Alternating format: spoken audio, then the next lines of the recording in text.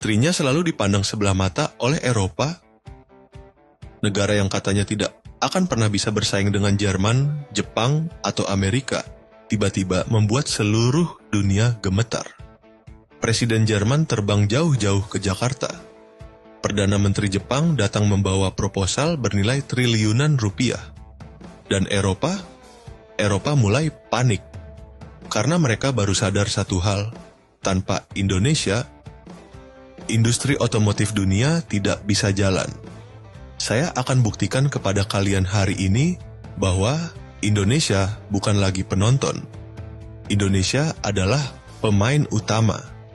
Dan dunia baru saja mulai menyadarinya. Halo dan selamat datang kembali di channel ini. Tempat kita membahas fakta-fakta besar yang sering disembunyikan dari publik. Di video hari ini, kita akan membahas sesuatu yang benar-benar menggemparkan dunia otomotif global.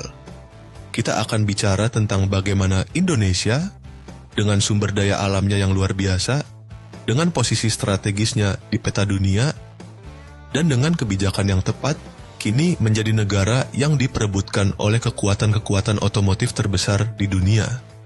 Jerman datang, Jepang datang, Amerika memperhatikan, dan Cina sudah duluan bergerak. Pertanyaannya adalah, apa yang membuat Indonesia sepenting ini? Dan mengapa baru sekarang dunia mulai panik? Semua jawabannya ada di video ini. Jadi pastikan kalian tonton sampai habis, karena bagian paling mengejutkan ada di menit terakhir. Untuk memahami kenapa Indonesia tiba-tiba sepenting ini, kita harus mundur sebentar dan lihat gambaran besarnya. Dunia otomotif sedang mengalami revolusi terbesar dalam 100 tahun terakhir.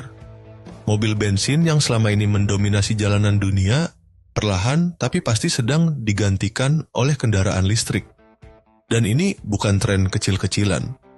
Ini adalah pergeseran industri senilai ribuan triliun rupiah.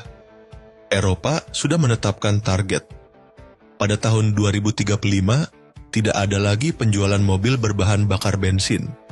NOL, habis, selesai. Amerika juga bergerak ke arah yang sama. Jepang yang selama ini raja hybrid mulai tertinggal dalam persaingan EV murni. Dan Jerman, negara yang melahirkan BMW, Mercedes, Volkswagen, sedang menghadapi krisis terbesar dalam sejarah industri mereka. Lalu di tengah semua kekacauan ini, muncullah satu nama yang terus disebut di setiap ruang rapat para eksekutif otomotif dunia. Indonesia. Kenapa? Kita akan bahas sekarang. Satu kata, nikel. Indonesia memiliki cadangan nikel terbesar di dunia. Bukan nomor 2, bukan nomor 3, nomor 1 di seluruh dunia. Dan nikel bukan sembarang logam. Nikel adalah jantung dari baterai kendaraan listrik. Tanpa nikel, tidak ada baterai. Tanpa baterai, tidak ada mobil listrik.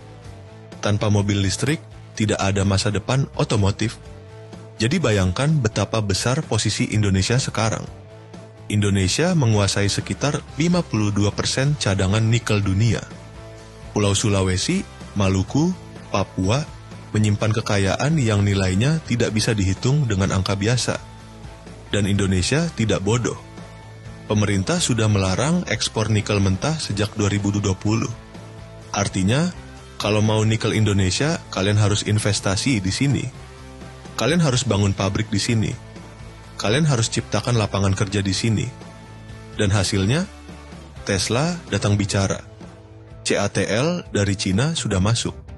LG dari Korea membangun pabrik baterai raksasa. Dan sekarang, Jerman dan Jepang ikut antre. Indonesia tidak lagi mengemis investasi. Dunia yang mengemis ke Indonesia. Sekarang mari kita bicara tentang Jerman. Jerman bukan negara sembarangan dalam dunia otomotif. Volkswagen, BMW, Mercedes-Benz, Audi, Porsche, semua lahir dari tanah Jerman. Selama lebih dari 100 tahun, Jerman adalah simbol kejayaan industri otomotif dunia. Tapi sekarang mereka dalam masalah besar. Volkswagen, perusahaan mobil terbesar Eropa, baru-baru ini mengumumkan penutupan beberapa pabrik di Jerman. Puluhan ribu pekerja terancam kehilangan pekerjaan. Saham perusahaan otomotif Jerman anjlok.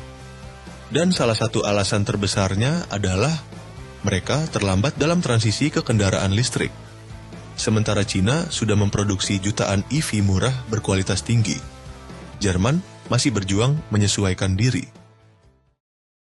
Nikel, baterai, dan mitra strategis di Asia. Dan itulah kenapa Presiden Jerman datang ke Indonesia. Bukan sebagai pemimpin yang superior, tapi sebagai mitra yang membutuhkan Indonesia. Mereka ingin akses ke rantai pasok baterai Indonesia. Mereka ingin berinvestasi dalam ekosistem EV Indonesia. Mereka ingin memastikan masa depan industri mereka terhubung dengan Indonesia. Ini bukan kunjungan biasa. Ini adalah sinyal bahwa Jerman sadar tanpa Indonesia, masa depan otomotif mereka suram. Sekarang kita bicara tentang Jepang. Jepang dan Indonesia punya hubungan otomotif yang sangat panjang. Toyota, Honda, Suzuki, Mitsubishi, selama puluhan tahun mereka menguasai pasar otomotif Indonesia. Hampir setiap mobil di jalan Indonesia adalah buatan Jepang. Ini bukan kebetulan, ini adalah hasil strategi bisnis Jepang yang sangat cerdas selama berpuluh tahun. Tapi sekarang angin sedang berubah. Cina dengan BYD-nya mulai masuk ke Indonesia. Harga lebih murah. Teknologi makin canggih. Dan konsumen Indonesia mulai lirik-lirik mobil listrik Cina. Jepang panik. Toyota memang sudah mulai bergerak ke EV. Tapi mereka dikenal lebih lambat dibanding rivalnya. Honda sudah mengumumkan pergeseran besar ke kendaraan listrik. Tapi mereka tahu, tanpa akses ke bahan baku baterai Indonesia, semua rencana itu bisa gagal. Dan itulah kenapa Perdana Menteri Jepang datang ke Indonesia, membawa tawaran investasi besar, membawa proposal kerjasama energi bersih, membawa janji-janji yang nilainya triliunan rupiah. Karena Jepang sadar satu hal, Indonesia bukan lagi mitra junior mereka. Indonesia adalah kunci kelangsungan industri otomotif Jepang di masa depan. Dan kalau Jepang tidak bergerak cepat, Cina akan ambil semua kesempatan itu. Tapi sebelum kita bicara lebih jauh, kita harus bicara tentang Cina. Karena kalau Jerman dan Jepang panik soal Indonesia, salah satu alasan terbesarnya adalah karena Cina sudah lebih dulu bergerak. CATL, produsen baterai terbesar di dunia dari Cina, sudah membangun pabrik senilai miliaran dolar di Indonesia. BYD, produsen mobil listrik terbesar di dunia, sudah masuk pasar Indonesia dan mulai menggerus dominasi Jepang. Investasi Cina di sektor nikel dan baterai Indonesia sudah mencapai angka yang luar biasa besarnya. Dan ini yang membuat Eropa dan Jepang gemetar. Kalau mereka tidak segera masuk ke Indonesia, Cina akan mengontrol seluruh rantai pasok baterai global. Dan kalau Cina mengontrol baterai, Cina mengontrol masa depan otomotif dunia. Ini bukan teori konspirasi.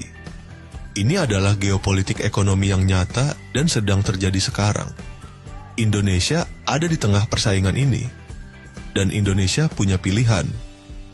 Mau bermain cerdas dan menang besar, atau membiarkan kekayaannya diambil lagi seperti dulu.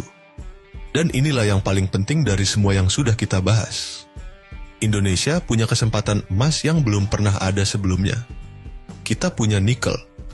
Kita punya lokasi strategis. Kita punya populasi muda yang besar dan produktif. Kita punya pasar domestik yang sangat besar. Dan sekarang, kita punya perhatian seluruh dunia. Tapi kesempatan ini tidak akan menunggu selamanya. Kalau Indonesia bisa bermain cerdas, membangun ekosistem baterai dan EV yang lengkap di dalam negeri, menciptakan produk otomotif Indonesia sendiri yang bisa bersaing global, melatih tenaga ahli dalam negeri untuk menguasai teknologi ini, maka Indonesia tidak hanya akan jadi pemasok bahan baku. Indonesia akan jadi produsen otomotif kelas dunia. Bayangkan, mobil listrik buatan Indonesia berlari di jalan-jalan Eropa. Baterai buatan Indonesia menggerakkan kendaraan di seluruh dunia. teknisi dan insinyur Indonesia memimpin revolusi EV global. Ini bukan mimpi, ini adalah masa depan yang bisa terjadi. Kalau kita semua sadar betapa berharganya posisi Indonesia sekarang.